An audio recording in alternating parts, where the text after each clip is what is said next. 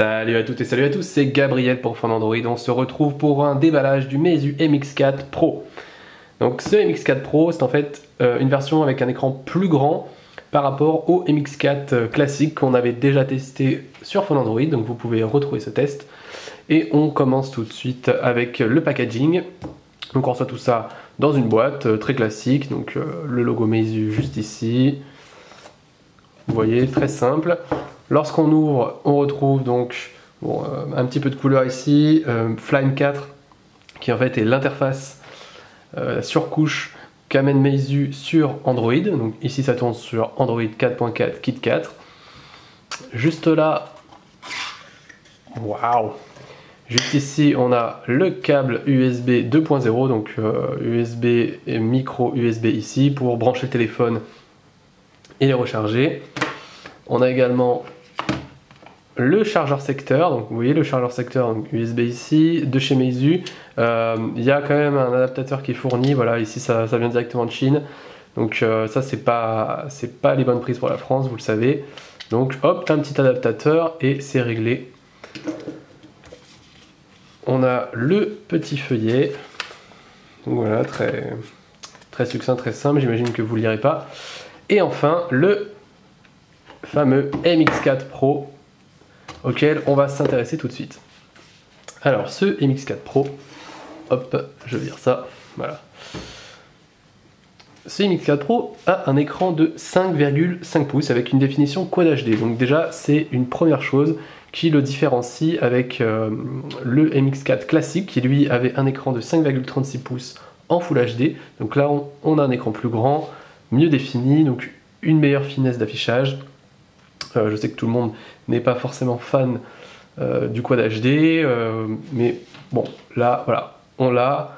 Vous allez voir, ça pénalise pas vraiment le téléphone, au contraire. Et on va d'abord s'intéresser au design. Donc comme vous pouvez le voir, déjà, on a des bordures d'écran qui sont vraiment très fines. Donc, malgré la taille de 5,5 pouces pour la dalle, on a quand même une prise en main qui est bonne, qui est confortable. Meizu a bien travaillé ce point. Au-dessus, le haut-parleur, la caméra frontale de 5 mégapixels, juste à côté le capteur de luminosité. En dessous, le bouton central, qui, on va le voir juste après, fait également office de lecteur d'empreintes. Et sur les côtés, on n'a rien, donc on n'a pas de bouton tactile, comme sur les téléphones Samsung par exemple. On n'a pas non plus les touches tactiles qui sont directement présentes sur l'écran, comme ça peut être le cas sur le LG G3 également. Donc on va voir ça plus tard, sûrement dans une autre vidéo plus complète de l'interface. Pour l'instant, je vais continuer avec le tour du design. Donc ici, on a toujours ce fameux dos en plastique effet aluminium.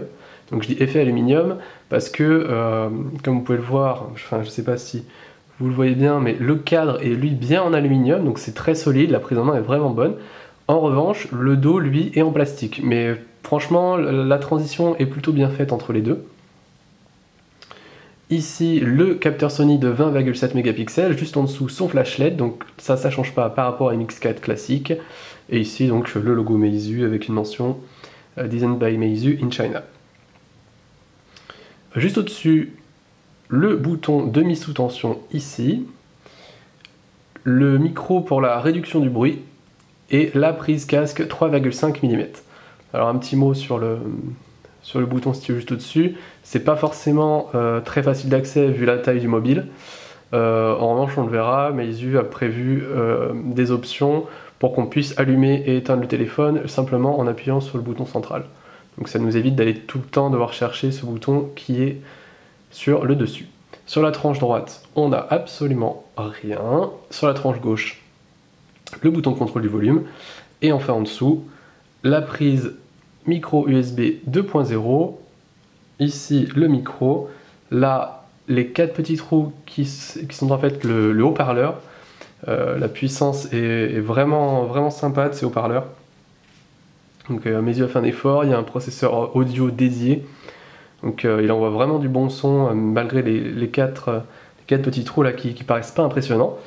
Et ici on a une encoche qui sert simplement à ouvrir le téléphone, car oui, la coque est amovible. Ça explique en partie le choix de Meizu de mettre du plastique, hein. Ils n'ont pas fait une coque unibody en verre, voilà, donc on peut retirer ça.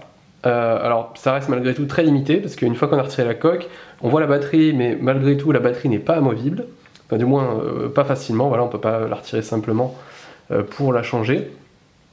On n'a pas non plus de port micro SD pour étendre la mémoire, donc ça également c'est un défaut, mais il faut savoir que Meizu propose ce mobile en version 16, 32 et 64 Go. Donc pour ceux qui ont des gros besoins, qui font de la vidéo 4K, qui veulent stocker beaucoup de films, malgré qu'il n'y ait pas de carte micro SD, ce qui est un peu dommageable, on a quand même une version 64 Go qui permettra de combler ce manque, on va dire.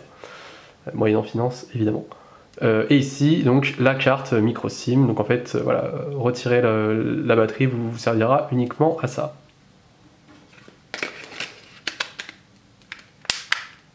Et voilà, on referme ça facilement de cette manière. Donc au niveau design, pas une grande révolution par rapport au MX4. Ça reste quand même de bonne qualité, franchement ça inspire la confiance quand on l'a en main. Le cadre en alu est vraiment top. On est ravi d'avoir un grand écran avec des bordures vraiment minimalistes.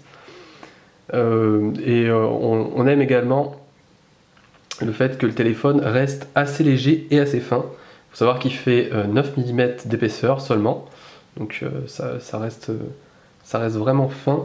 Et on a aussi un poids de 158 grammes, ce qui est tout à fait acceptable vu la taille du mobile. Donc voilà, c'était un rapide déballage du Meizu MX4 Pro et une première prise en main, et on se retrouve un tout petit peu plus tard pour une vidéo test où là on va s'intéresser à l'interface Flame OS 4 qui est sur ce MX4 Pro. Merci à tous d'avoir regardé cette vidéo. Si vous avez des questions, n'hésitez pas à les poser. N'hésitez pas non plus à vous abonner à la chaîne YouTube de Fall Android pour découvrir de nouvelles vidéos exclues, des tests de smartphone, de tablettes, de smartwatch et autres objets geeks. Et on se retrouve très vite sur Fall Android. Merci, salut à tous.